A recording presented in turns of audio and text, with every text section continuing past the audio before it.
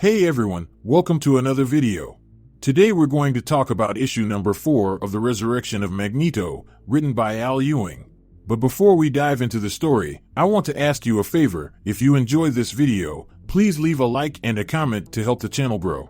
So with that said, this issue opens up with Magneto flying into an ORCHIS facility carrying all 3 of his helmets, and while he was doing that, he has a dialogue that goes as follows. It was strange to him, for he didn't know which one to wear. For the memories of his post-death experience already feel like a dream. For when he awoke from the portal energy, his skin, instead of feeling the yolk of the resurrection golden egg, he felt something different, something that made him queasy, for everything had changed. Because in the previous issue, Storm had told him about the fall of Krakoa and what happened to Charles. So in a fit of rage, Max made a beeline to the closest ORCHIS facility, which so happened to be resting on the ocean floor. For this was the mutant prison and a torture chamber. So as the ORCHIS soldiers continue to try to fight back, Max just continues to take them all out. Now at this point in the battle, Max was still holding back and trying to avoid fatalities, so in a small display of power, Max took hold of the soldiers' weapons and held them at gunpoint. Now he did this because even among the powerful, Max is considered as powerful. For all his actions carry weight that makes ripples around the world. And because of that he asks the question, and that was, which hat should he wear, which Magneto should he be? So just as he was contemplating that question, Squad Zero arrived on the scene and surrounded Max. And almost instantly, Max noticed the strange electromagnetic energies that played around them and in their very bodies. Now his anger tells him to strike them down before they do anything to him, but his instincts tells him to wait. And pull his magnetic fields in tight and wait to see what happens. And as predicted, the soldier before him pulls his trigger. In a display of power, Max catches the bullet precisely half an inch from his skull. And by doing that, Max understood the trap, which meant he had to be careful. Because those magnetic fields that surround their bodies aren't weapons, but instead sensors. Which means if any magnetic power touches them, then nerve gas will flood into the room, killing everyone. So Magneto is now forced to choose between his life or the life of the people he came to save. So with that said, basically ORCHIS made a way to counter Magneto without requiring costly non-magnetic materials, but instead only callousness, which ORCHIS have a plentiful amount of. So with options running low, Magneto thought about calling out to Storm and Blue Marvel, but if he did so, then the signal could trigger the sensors.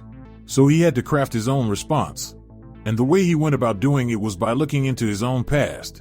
Because the Max of old would react without thinking and full of rage, which would most likely cost innocent lives. And as for the time he spent with Charles, that version of himself would embrace self-sacrifice and fall nobly on his sword. So with 2 options close to him, then he had no choice but to rely on his instincts. And his instincts are telling him trapping the sensors will send an electrical impulse down a wire to a circuit almost instantaneously. And the keyword in that is almost. So if he were to attack, this move would require confidence and strength and an experienced mind in a vital body. So he did as he must, and in a blink of an eye, there was a sudden sound of every metal component inside their suit, every wire, every circuit crushing down into 5 small dense cores. The process ignored the 5 bodies inside the suits. The sound was wet, and unlike the electricity wires, mutant powers are instantaneous. So with the thing done, no signal escaped and no gas was triggered. And with that, Magneto won the battle and Squad Zero was all dead. So with a flick of his wrist, the prisoners' cells were ripped open and the once prisoners were able to walk freely. So as the people surrounded him, a feeling of responsibility consumed Max, for on this day his power have saved lives. Between Max, Storm, and Blue Marvel they managed to rescue almost 1,000 caged mutants. And as for ORCHIS's prisoners, Storm and Blue Marvel took a lot more than the Master of Magnetism, which was something Storm noticed. So with the data collected and the people a safe distance away, Magneto did the honors of folding the prison into origami. And in that moment Max allowed himself to be at peace, until a Stark Sentinel arrived.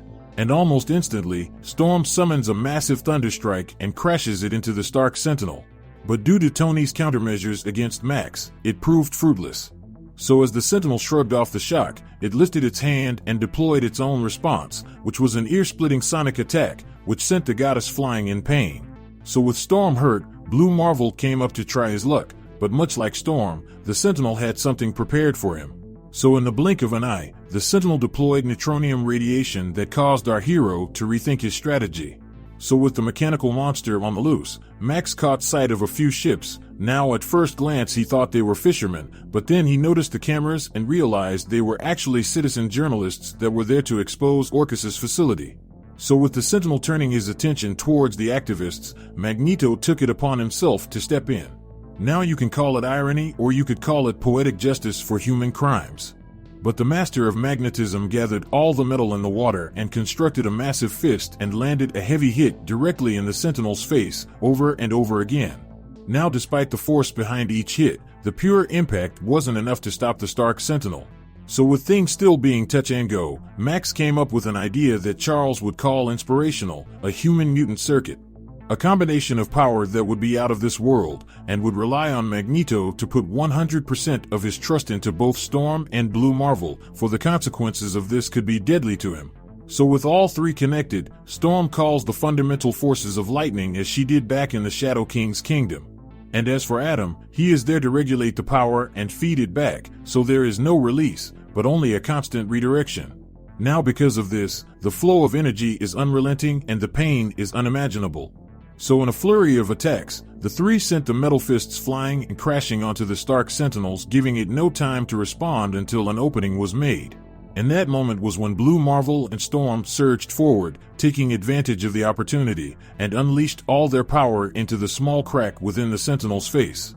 And just like that, the Stark Sentinel went up in flames and it exploded as the activists and journalists watched on in awe.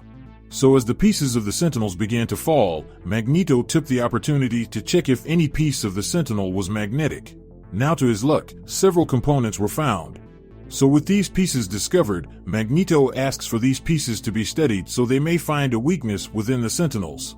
So with the day won and the battle over, Storm receives a message from Emma Frost saying how glad she is that Magneto is back and how she needs his help to rescue her husband. So with that said, Magneto found this truly ironic as he agreed to save Tony, because saving one life is to save the world. So with that said, the final issue of the Resurrection of Magneto comes to an end. Now with that out there, if you want to stay in the loop about any individual storyline, then how about you hop over to the playlist section down below or in the link cards above to get all caught up on the X-Men runs. So with that established, I hope you enjoyed this video, and please don't forget to leave a like and a comment if you want to see more videos like this. Thank you for watching, and I'll see you in the next review.